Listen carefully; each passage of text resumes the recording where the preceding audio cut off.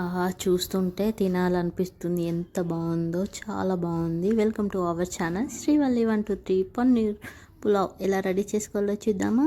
ముందుగా క్యారెట్, పచ్చిమిర్చి, ఆనియన్స్, పచ్చి బఠానీలు, పుదీనా, బీన్స్ అన్నీ వాటర్ తోటి వాష్ చేసేసుకొని చిన్న చిన్న ముక్కలాగా ఇలా కట్ చేసి పక్కన పెట్టేసుకోవాలి. కొంచెం కాజు, ఒక గ్లాస్ వరకు రైస్, ఇంకా కొంచెం జీలకర్ర, ఇలాచి, లవంగాలు, ఒక చిన్న ఆకు చెక్క, ఇంకా కట్ చేసి పెట్టుకున్న పన్నీర్ ముక్కలు.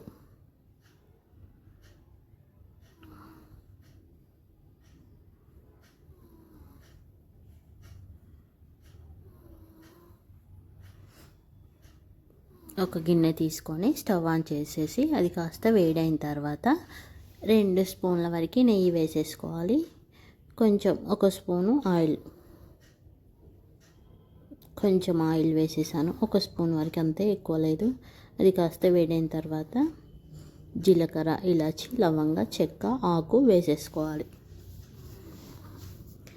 అది కూడా కొంచెం వేగిన తర్వాత కట్ చేసుకున్న బీన్స్, పచ్చిమిర్చి, ఆనియన్స్, క్యారెట్, పచ్చి బఠానీలు కూడా వేసేసి మంచిగా ఫ్రై చేసేసుకోవాలి.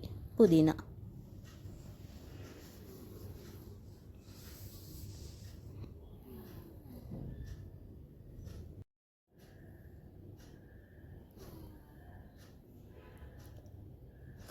జీడిపప్పు కూడా వేసేసుకోవాలి. వేసి మంచిగా అన్నీ కొంచెం పచ్చివాసన పోయే వరకు బాగా ఫ్రై చేసేసుకోవాలి. జీడిపప్పు ఫస్ట్ వేయాలి, మర్చిపోయాను, అందుకే వీటితో పాటు వేసేసాను.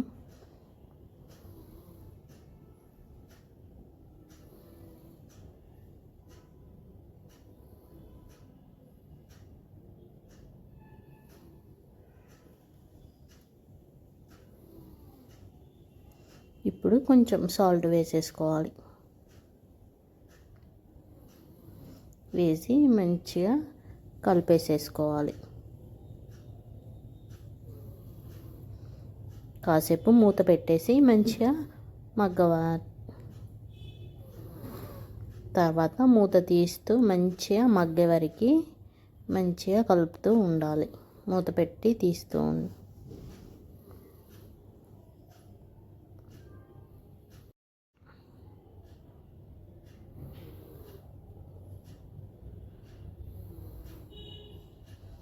ఇలా మంచిగా ఫ్రై అయిన తర్వాత దంచుకున్న అల్లం వెల్లుల్లి పేస్ట్ కూడా వేసేసేయాలి. వేసి మంచిగా కొంచెం పచ్చివాసన పోయే వరకు బాగా కలిపేసేసుకోవాలి.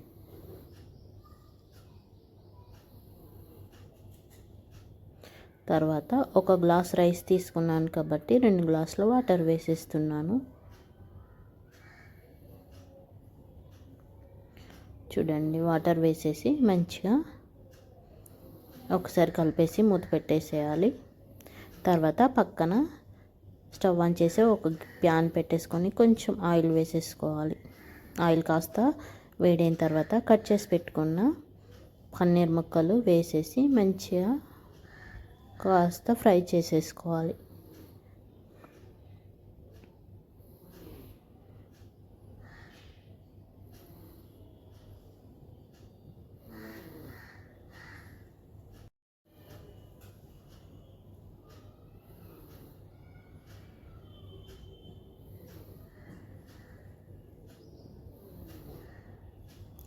చూడండి, పన్నీర్ని మంచిగా కలుపుతూ ఫ్రై అయ్యే వరకు కొంచెం మంచిగా ఫ్రై చేసేసుకోవాలి.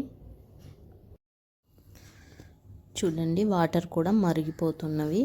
ఇప్పుడు మంచిగా నానబెట్టేసుకున్న రైస్ని కూడా వేసేసుకోవాలి. వేసేసి ఒకసారి కలిపేసి మూత పెట్టేసేయాలి. మంచి సిమ్లోనే ఉడకనివ్వాలి రైస్ని.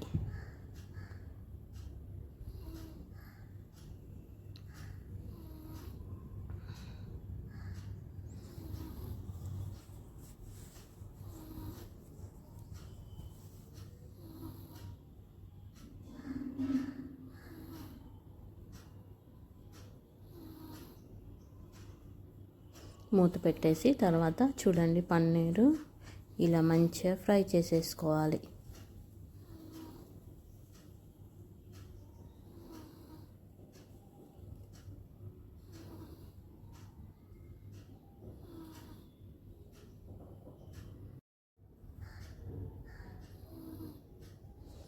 ఇప్పుడు కొంచెం తగినంత కారం వేసేసుకోవాలి, మరీ ఎక్కువ కాకుండా కొంచెం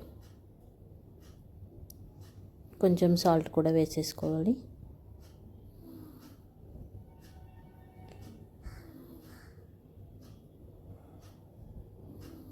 కొంచెం సాల్ట్, మరీ ఎక్కువ కాకుండా.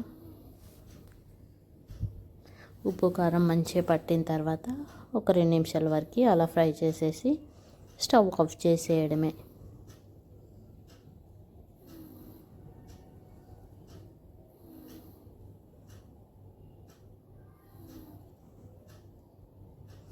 చూడండి ఇలా మంచిగా ఫ్రై అయిపోయింది కదా. అంతే, స్టవ్ కట్టేయడమే. ఇలా మంచిగా ఫ్రై అయిన తర్వాత అన్నం కూడా అయిపోయింది. చూడండి ఎంత పొడి పొడిగా ఎంత బాగుందో, మంచిగా అన్నం కూడా కుక్ అయిపోయింది. ఇప్పుడు కట్ చేసుకున్న కొత్తిమీరను కూడా వేసేసుకోవాలి. తర్వాత ఇందాక ఫ్రై చేసుకున్నాం కదా పన్నీర్ ముక్కల్ని కూడా పైన ఇలా వేసేసుకొని తర్వాత మళ్ళీ కొంచెం కొత్తిమీర కూడా వేసేసుకోవాలి. వేసేసి ఒక 5 మినిట్స్ కానీ 2 మినిట్స్ అలా మూత పెట్టేసి సిమ్లోనే మంచిగా ఒక 2 నిమిషాల వరకు ఉండనివ్వాలి. చాలా బాగుండిద్ది. చూడండి ఎక్కువ స్పైసీ లేకుండా పెరుగు చట్నీ వేసేసుకొని తింటే చాలా బాగుండిద్ది. చూడండి ఒక 2 మినిట్స్ తర్వాత తీసేసాను. ఎంత బాగుందో చూస్తుంటేనే తినాలనిపిస్తుంది కదా. చాలా అంటే చాలా బాగుంటుంది. ఎక్కువ స్పైసీ ఏం లేకుండా మంచిగా చిన్నపిల్లలు అయితే చాలా ఇష్టంగా తింటారు. ఎవరైనా తినేయచ్చు. పెరుగు చట్నీ వేసేసుకొని తింటుంటే చాలా బాగుండిద్ది. సూపర్ టేస్టీగా ఉండిద్ది. చూడండి ఎంత బాగుందో. అన్నం కూడా పొడి పొడిగా చాలా బాగా ఉంది. ప్లీజ్ సబ్స్క్రైబ్ చేసుకోండి. అన్నం కూడా టేస్ట్ అయితే చాలా సూపర్ టేస్టీగా ఉంది.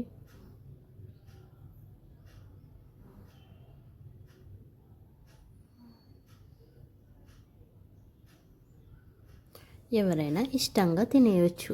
చూస్తుంటే ఆహా అంత బాగుందో, సూపర్ టేస్టీగా ఉంది. Please subscribe.